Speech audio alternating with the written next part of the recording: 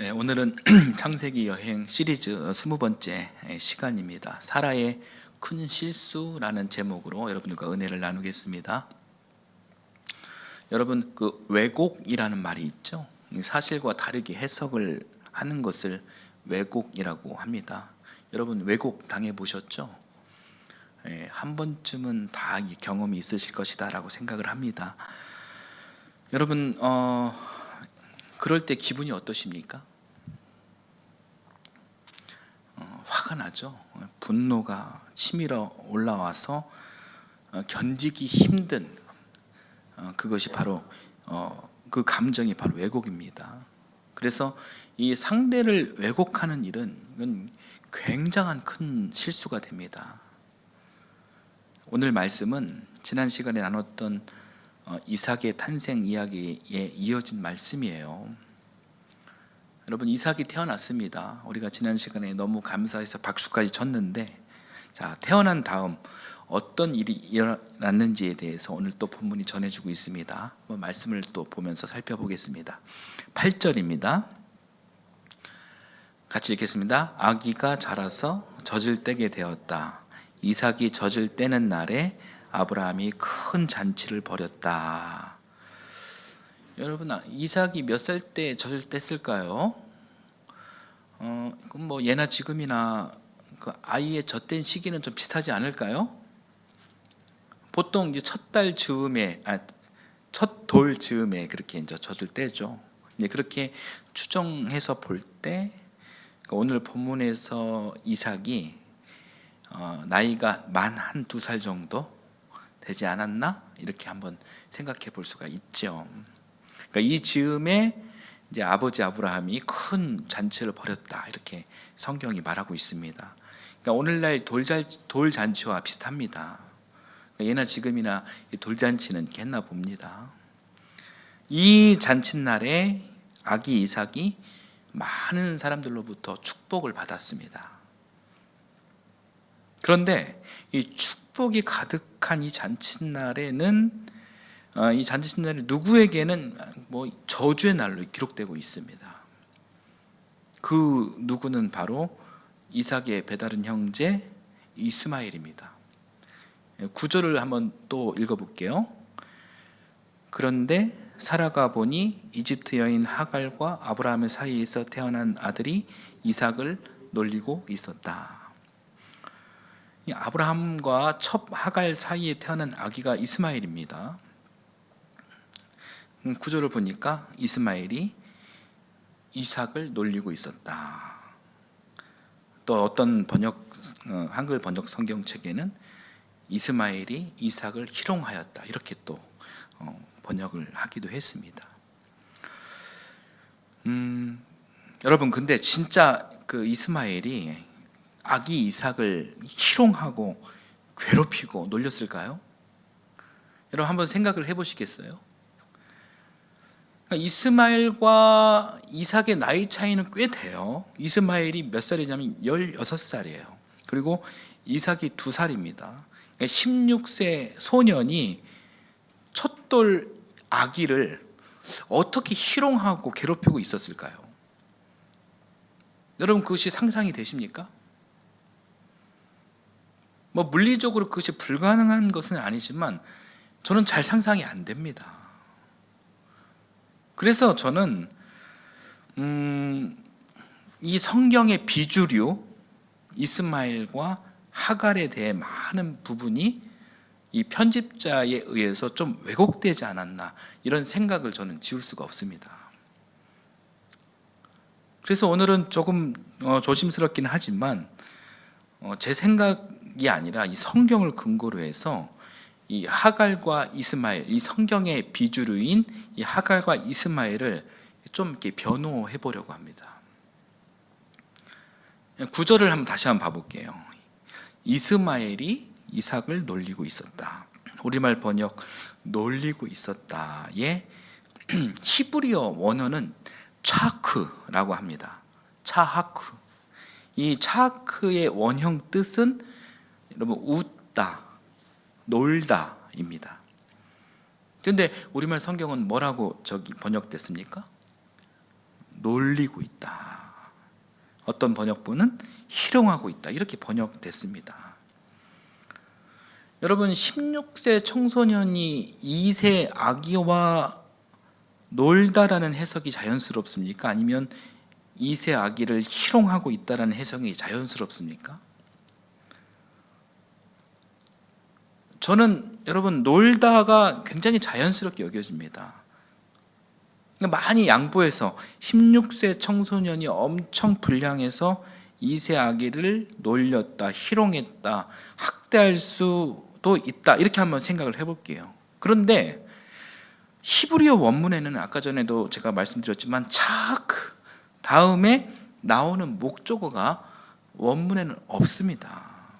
예를 들어 이삭을 희롱했다라는 말이 성립되려면 차크가 가리키는 목적어가 있어야 되는 거죠. 차하크, 이삭 이렇게 나와야 하는 것입니다. 그런데 히브리어 성경에는 목적이 이삭이었다라는 기록이 전혀 없습니다. 여러분, 저 히브리어 발음을 한번 화면에 있는 걸 한번 보십시오.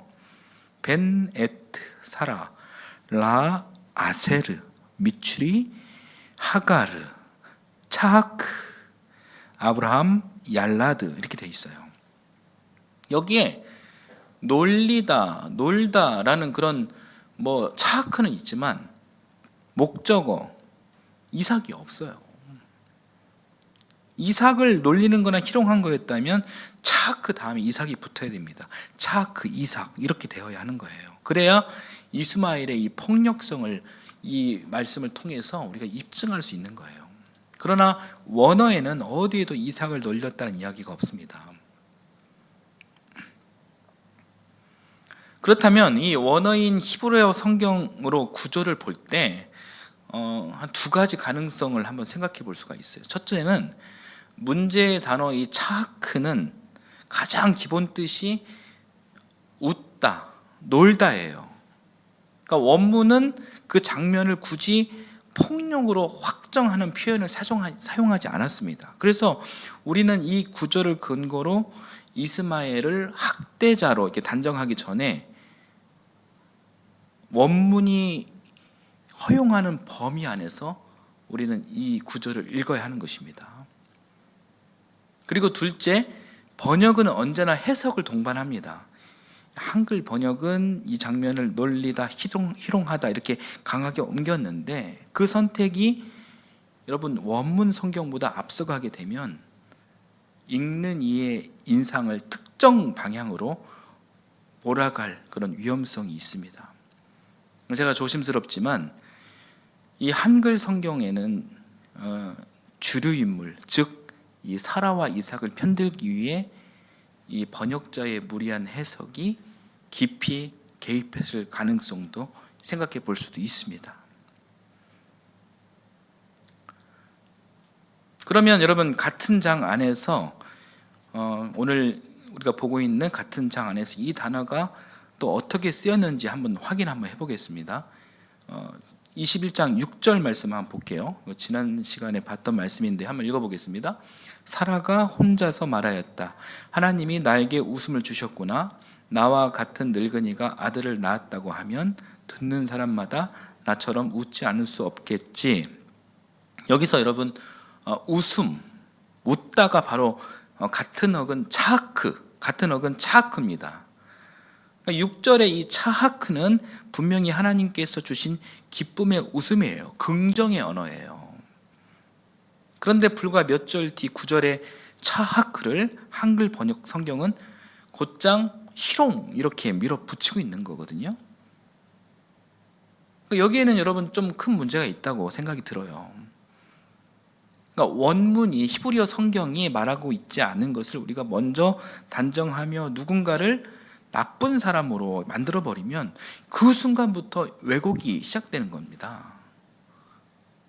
열방의 어머니가 사라이고 또 아브라함의 적자가 아무리 이삭이다 할지라도 여러분 그럼에도 그렇다고 해서 왜곡해서는 안 되는 것이죠. 저도 여러분 사라와 이삭 편이지만 이건 아니라고 봅니다. 그런데 이게 무조건 맹목적으로 사라와 이삭을 편드는 사람들이 있죠. 많은 사람들이 그렇게 생각을 하는데 이 사람들이 청소년 이스마엘이 아기 이삭을 학대했다, 희롱했다, 이것을 입증하기 위해서 이런 주장을 펼쳐요. 어떤 주장이냐면 16세 소년이 자기 운명을 깨달았다. 그 운명이 어떤 운명이냐면 이삭이 있기 전에는 지금까지 자기가 역사의 주인공이 될 줄 알았다. 자기만이 아브라함 아들이었다. 그런데 누가 태어났느냐? 적자가 태어난 것이다. 이제 뒤바뀌어 버릴 자신의 운명을 16세 소년 이스마엘이 깨닫기 시작했다. 적자와 서자의 차이를 알게 되었다. 그래서 잔칫날 마음이 뒤틀려 이삭을 괴롭혔다. 안 보이는 데 가서 쥐어받고 꼬집고 학대했다. 이렇게 이야기할 수 있습니다. 그러나 여러분, 그것은 팩트라기보다는 오로지 추측입니다. 이 추측으로 사람을 왜곡해서는 안 되는 것이죠. 우리가 믿는 하나님은 이 왜곡을 정당화시키는 분이 결코 아니시죠. 아무리 사라가 열방의 어머니, 믿음의 어머니고 이삭이 아브라함의 적자라 할지라도 이 왜곡은 하나님의 뜻이 아닙니다. 위에서 방금 분명하게 짚었듯이 여러분 차크 다음에 여러분 목적어 이삭이 안 나와요. 이게 안 나왔다는 이야기는 이스마엘이 오늘같이 기쁜 날 이 동생의 돌잔치에 기쁘게 놀았다라는 그런 입장이 더 힘이 실리는 그런 이야기가 됩니다. 그런데 한글 성경은 이스마엘이 마치 동생을 의도적으로 괴롭힌 나쁜 사람으로 이렇게 뒤바꿔 놓았습니다. 10절을 좀 이어서 또 읽어보겠습니다. 10절입니다. 사라가 아브라함에게 말하였다. 저 여종과 그 아들을 내보내십시오. 저 여종의 아들은 나의 아들 이삭과 유산을 나누어 가질 수 없습니다. 사라가 하갈과 이스마엘을 내쫓으라라는 그런 이야기인데, 여러분 왜 사라가 또 이런 이야기를 했을까요? 그러니까 그 이유에 대해서 한글 성경은 그러니까 이스마엘이 괴롭혀서 그랬다라는 거예요. 여러분 이것이 합당할까요? 그러니까 이게 아니면 이스마엘이 그냥 놀았고 그냥 기뻐했을 뿐인데,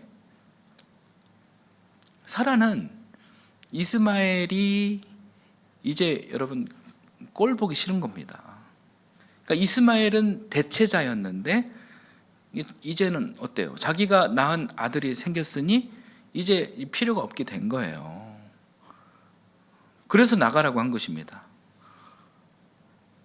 여러분 무엇이 맞을까요? 그냥 분명한 것은 그 원어, 히브리어 성경이 제일 정확한 거예요. 한글 성경은 철저히 사라 입장에서 본 무리한 해석이다라고 많은 사람들이 평가하고 있습니다. 사라 입장에서는 오늘 같은 날은 웃어야 하죠. 근데 웃어야 하는데 누가 웃어야 합니까? 이삭이 웃어야 합니다. 이삭만 웃어야 합니다. 그런데 이 사라가 가만히 보니까 또 누가 웃고 있습니까? 보니까 이스마엘도 웃고 있는 거예요. 사라 입장에서는 그게 싫은 거예요. 이스마엘이 뭐 특별하게 잘못한 것이 없어요. 이 소년이 뭐 무슨 특별한 죄가 있겠습니까? 성경 어디에도 이스마엘이 특별히 잘못했다라는 그런 이야기 안 했습니다. 어린 소년의 입장에서 16세 어린 소년의 입장에서 이 잔칫날 먹을 것도 많고 흥겹고 또 동생 돌잔치고 그는 신나죠. 그래서 놀고 웃었을 뿐이에요. 그게 잘못입니까? 그런데 사라 입장에서는 그게 잘못인 거예요. 오늘은 오직 이삭만 웃어야 합니다. 내 아들 이삭만, 내 새끼만.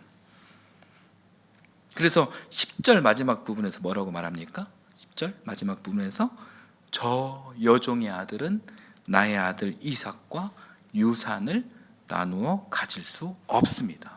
이렇게 이야기하는 거예요. 이 사라의 마음을 읽을 수 있는 장면입니다. 저 여종의 아들 이렇게 이야기합니다. 하갈이라는 이름도 부르지 않아요. 저 여종이라고 합니다. 하갈과 자신과 굉장한 거리감이 있는 그런 사람으로 취급하고 있습니다.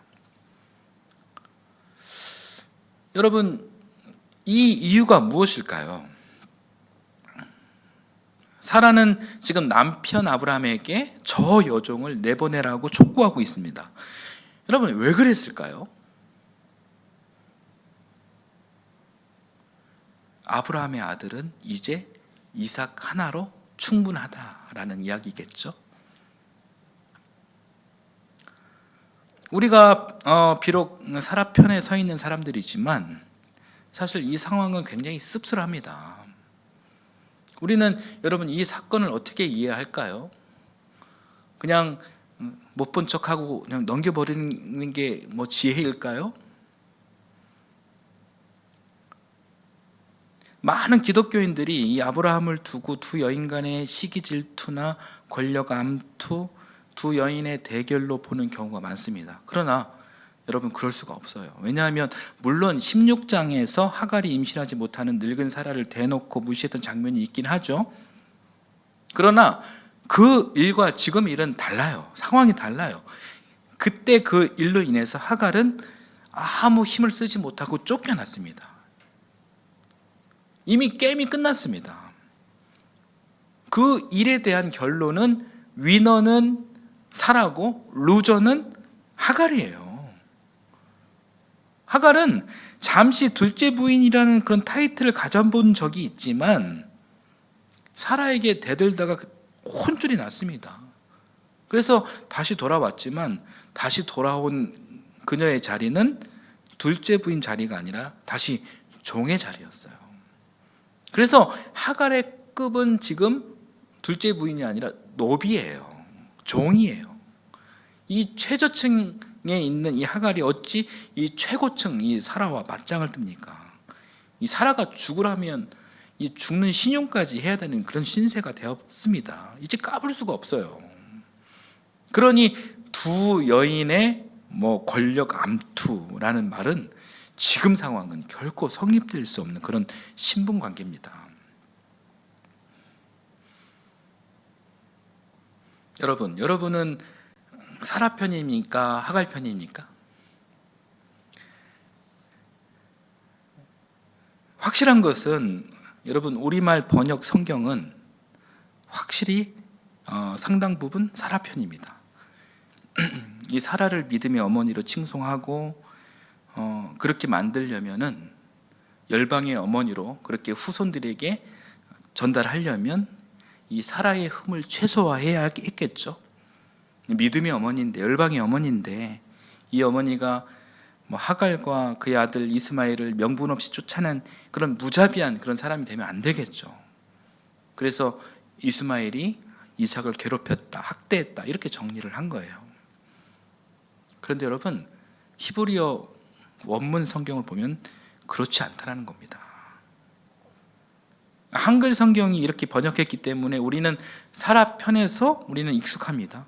대다수 기독교인들이 하갈과 이스마엘을 몹쓸 인간으로 취급합니다.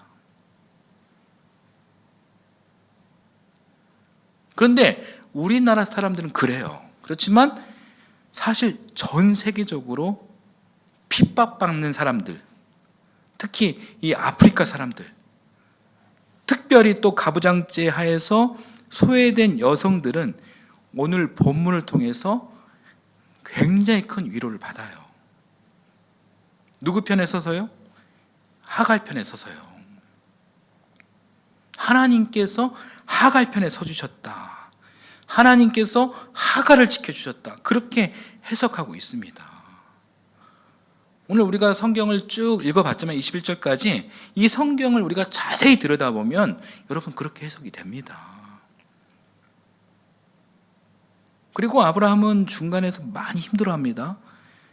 사라는 쫓아버리라고 그렇게 이야기하고 이 하갈과 이스마엘 그래도 내 자식인데, 내 자식의 또 엄마인데 어떻게 이 내쫓습니까? 이걸 어떻게 해야 할지, 어떻게 지금 정리를 해야 될지 난감해할 때 하나님께서 말씀해 주시는 거예요. 뭐라고 말씀하십니까? 사라 말대로 내보내라. 걱정하지 말고 내보내라. 내가 지켜주겠다. 그 메시지를 하나님께서 주셔서 아브라함이 하갈과 이스마엘을 사방으로 내보내게 됩니다. 그렇게 내보내는 아브라함의 마음도 쉽지 않았겠죠. 제가 여기까지 말씀을 드렸는데요, 여러분 어떻습니까? 하갈과 이스마엘 굉장히 불쌍히 여겨지죠. 불쌍하게. 얼마나 또 억울할까요? 사라가 온갖 산전수전을 다 겪은 참 기구한 인생을 살아온 참으로 애잔한 여인이긴 하지만, 여러분 오늘 설교 제목이 사라의 큰 실수잖아요. 그러니까 여러분 더 제가 나중에 이 사라 할머니를 비판할 일은 없을 겁니다. 근데 오늘은 이 사라를 좀 더 비판하겠습니다. 사실 이 사라가 잘못한 게 참 많아요. 대표적으로 이 사라가 하갈을 시바지로 아브라함에게 준 것은 이거 믿음이 없었기 때문입니다.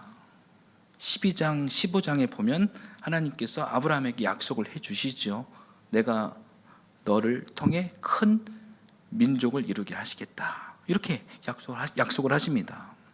그런데 정말 이 똑똑하고 진취적인 여인 사라 입장에서는, 그러니까 이 약속이 하나님 말씀이지만 이해가 안 되는 거예요. 내가 내 몸을 잘 아는데 내가 어떻게 애를 낳습니까? 지나도 한참 지났습니다. 그런데 도대체 하나님 왜 그러십니까? 왜 그렇게 불가능한 것을 자꾸 약속하십니까? 사라가 그랬습니다. 이 불가능한 약속 앞에 그동안 사라가 무슨 생각을 했습니까? 이 진취적인 여인이 하나님께서 아브라함을 통해서 자손을 주신다고 했지 사라 자신의 몸에서 자식이 있을 거다라는 그 말씀이 없었어요. 그래서 사라는 자기가 생각합니다. 무슨 생각이요? 누구라도 아브라함에게 붙여줘야겠다. 이 일을 내가 해결해야 되겠다. 나를 통해서는 안 되니, 불가능하니 누구라도 붙이면 되는 거 아니냐. 그래서 열심히 찾은 게 누구였습니까? 하갈이었어요. 이 하나님의 약속은 누가 이룹니까?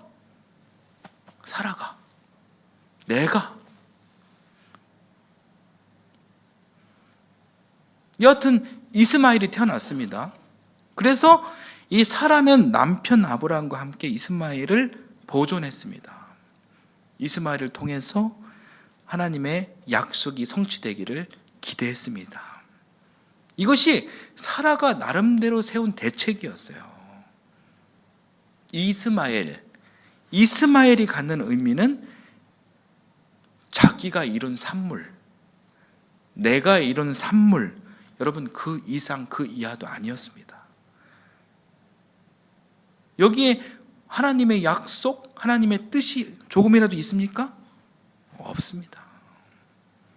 억척스럽게 해낸 자기 지혜, 자기 노력, 여러분 그게 이스마엘이에요. 그런데 여러분 이삭이 태어났습니다. 그건 기적이죠. 기적이 일어났습니다. 태어나서 잘 자랐습니다. 돌잔치를 하고 있습니다. 이삭은 분명하게 자기 자리를 잡았습니다. 아브라함과 사라에게 하신 하나님의 약속이 확증됐고 더 이상 의심의 여지가 이제는 없게 되었습니다. 그렇다면 이제 여러분 누가 필요가 없습니까?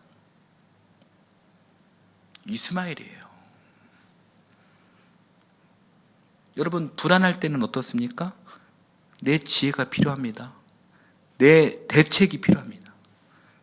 그러나 확실하게 됐으니 이제 전혀 필요가 없어요. 이제 하나님의 약속이 이루어진다면 이 이스마엘은 이제는 귀찮고 하찮고 부담스러운 존재가 되어졌습니다. 그래서 오늘 본문 21장 11절에서 19절 이 이야기는요, 사라는 차갑고 냉정하고 하갈을 내몰았고 아브라함은 괴로워하는 장면이 나옵니다. 그리고 여기에서 하나님의 개입이 있습니다. 16장에서도 하갈이 광야로 쫓겨났습니다. 임신하지 못하는 늙은 사라를 깔봤다가 쫓겨났죠. 그때는 하나님께서 하갈에게 집으로 돌아가라고 하셨죠. 그렇게 인도하신 하나님이 이제는 집에 있는 하갈을 광야로 내보내십니다.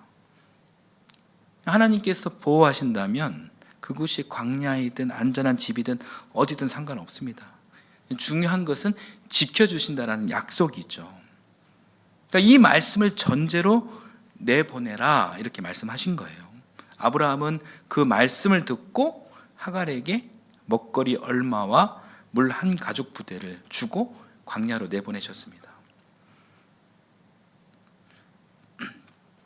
하나님의 약속이 있었다지만 지금 하갈은 비통하죠. 억울하죠. 하갈은 16세 아들 이스마엘 손을 잡고 네겝 지역, 오늘날 아라비아 사막으로 내보내졌습니다. 하갈은 이스마엘 손을 잡고 구황량한 그런 사막에서 방황하면서 돌고 돌다가 완전히 지쳤습니다. 아들 이스마엘은 죽어갑니다.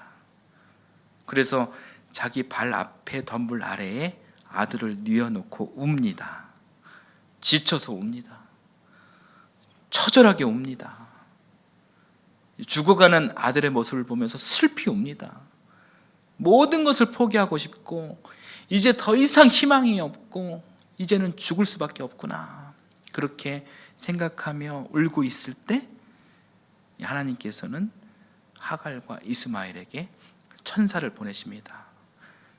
그 이야기가 17절에서 21절까지 말씀이에요. 우리 하나님의 음성을 생각하며 이 말씀 한번 읽어보도록 하겠습니다. 하나님이 그 아이가 우는 소리를 들으셨다. 하늘에서 하나님의 천사가 하갈을 부르며 말하였다.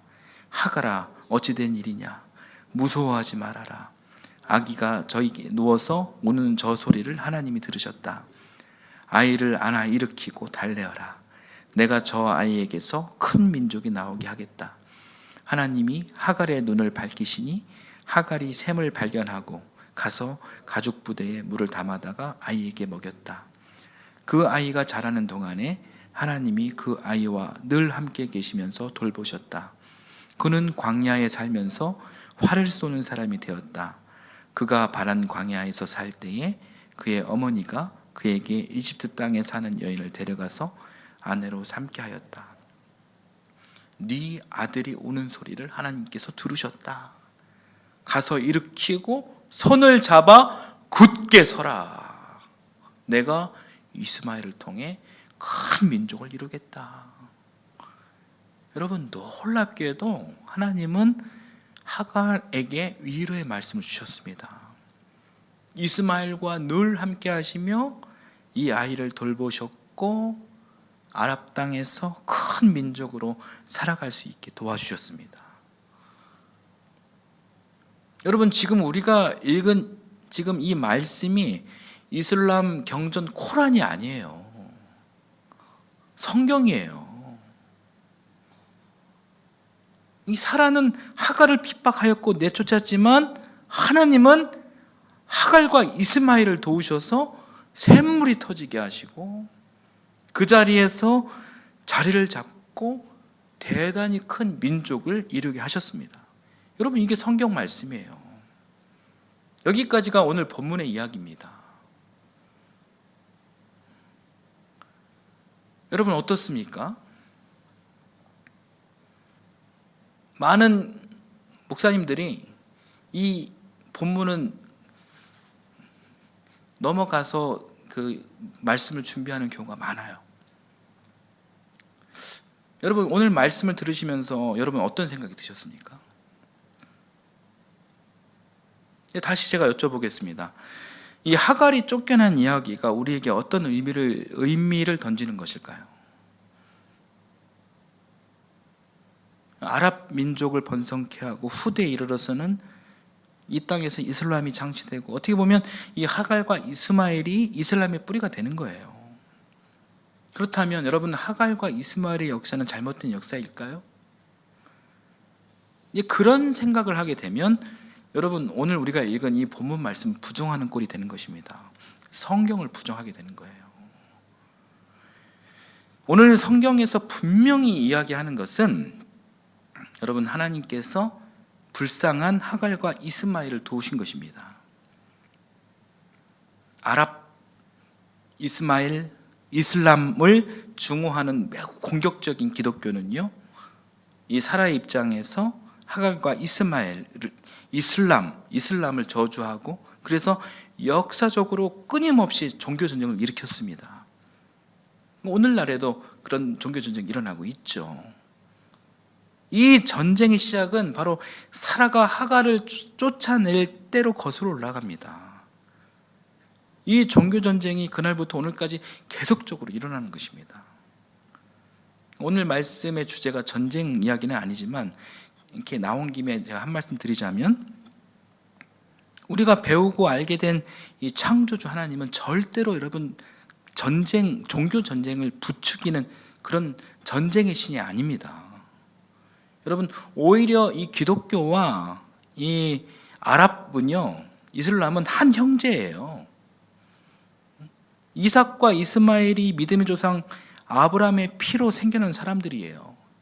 맞잖아요. 그래서 더욱 화해하고 대화하고 이 평화를 지향하는 것이 맞습니다. 다만 예수님을 인정하지 못하는 저들을 불쌍히 여기면서 말입니다. 자, 오늘 말씀을 정리하겠습니다.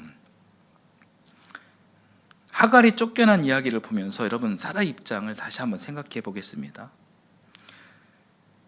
하나님의 은혜를 받은 사람들의 삶의 태도를 한번 생각해 보시죠. 그러니까 이삭을 낳은 직후 여러분, 사라의 태도를 한번 우리 말씀으로 한번 확인해 보겠습니다. 21장 7절 한번 읽어볼게요. 그는 그럴 말을 계속하였다. 사라가 자식들에게 저주를 물리게 될 것이라고 누가 아브라함에게 말할 엄두를 내었으랴. 그러나 내가 지금 늙은 아브라함에게 아들을 낳아주지 않았는가. 하나님의 은혜로 사라가 이삭을 낳았습니다. 전적인 이것은 하나님의 은혜다라는 그 사실을 성경의 독자인 우리도 잘 알고 있지만, 이 당사자인 사라도 아주 잘 알고 있어요. 그래서 사라도 방금 읽은 말씀 전절인 6절에서 하나님께서 나에게 웃음을 주셨다, 이렇게 그 은혜를 인정한 바 있어요. 그렇게 은혜를 사라가 체험했다면, 인정했다면, 사라가 다음으로 해야 할 일이 무엇입니까? 그러면 사라는 하나님께 감사의 예배를 드리고 나아가서 하나님 앞에 겸손한 삶으로 살아가는 모습이에요. 그런데 참 안타깝게도 이 은혜의 고백 6절, 은혜의 고백 다음으로 이어지는 말씀 7절에서 그러니까 믿음의 어머니로서의 모습은 온데간데 사라지고 참 실망스러운 그런 어이없는 고백이 나오는 거예요. 그게 무엇이었습니까? 7절 다시 한번 보여주시겠어요? 7절 후반부 뭐라고 얘기합니까? 내가 지금 늙은 아브라함에게 아들을 낳아주지 않았는가. 이삭의 임신과 출산에 대해 내가 지금 내가 했다, 내가 해냈다, 이런 항변입니다. 여러분, 사라의 큰 실수가 바로 이것입니다. 하나님의 전적인 하나님의 은혜를 자기의 치적으로 치켜 세웠던 것이고, 그 오만함으로 하갈과 이스마엘 그를 왜곡하고 쫓아낸 것입니다. 여러분, 은혜와 축복의 결정적 동력이 자기 힘이었다라고 우쭐댈 때, 여러분 그때 참으로 위험한 겁니다. 사라는 적자를 낳은 여인으로서 힘 있는 자를 군림하고 싶었고 군림하고 있습니다. 지금 이 순간이 참으로 위험한 순간입니다. 그러나 사실 이 사라의 이 모습이 우리의 자화상이기도 합니다. 이를 인정하는 것이 쉽지는 않겠지만 여러분, 이것을 인정하는 것이 우리가 깨달아야 할 오늘 설교의 교훈입니다. 하나님 은혜를 구하고 축복을 구하면서 살다 보면은 주님께서는 우리에게 반드시 은혜를 주시고 축복을 주십니다. 이것은 확실합니다. 왜냐하면 우리 하나님은 신실하신, 반드시 약속을 지키시는 주님이시기 때문입니다. 그러나 신앙의 여정은 여기서 끝나는 것이 아닙니다. 그 다음이 있어요. 그 다음은 우리의 겸손의 모습, 하나님을 경외하며 예배하는 피조물로서의 겸손한 삶이라는 것입니다. 여러분, 우리는 이 겸손함을 절대 잊으면 안 되는 것입니다. 하나님께 감사하는 삶, 하나님을 예배하는 그 삶을 우리는 잊지 말아야 합니다. 창조주 하나님은 기본적으로 선하신 분이십니다. 반드시 은혜를 주시고 복을 베풀어 주십니다. 주님의 그 선한 마음을 우리가 여러분 아무런 준비 없이 받을 때 우리는 큰 실수를 범할 수가 있습니다. 사랑하는 여러분, 부디 준비된 우리가 되어서 모든 영광을 다시 주님께 돌려드리고 주님을 높여드리는 성숙한 그리스도인이 되시길 주님의 이름으로 축원합니다. 아멘. 찬송하겠습니다.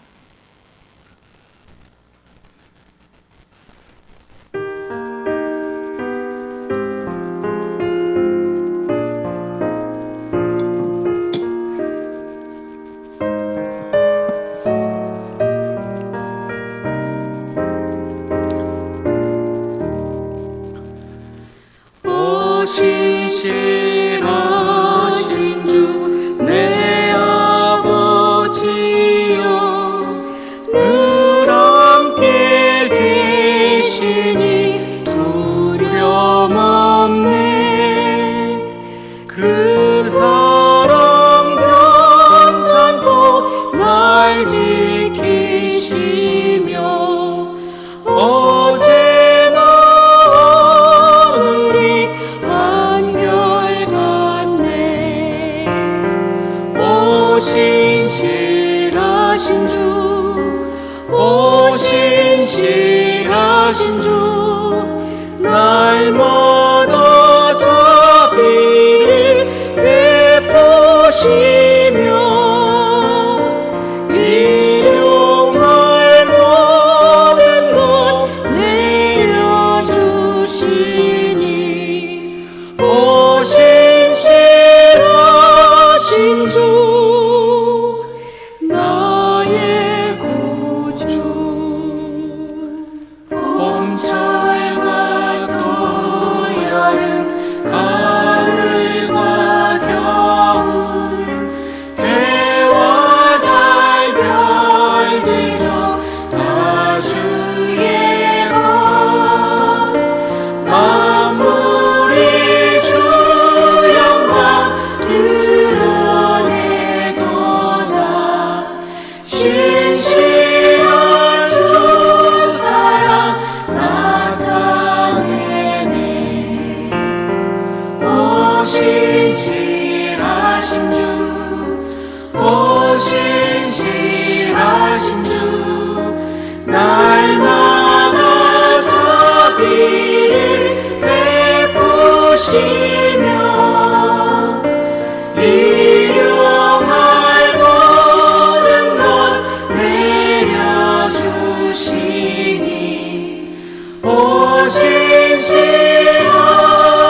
주 나의 구주.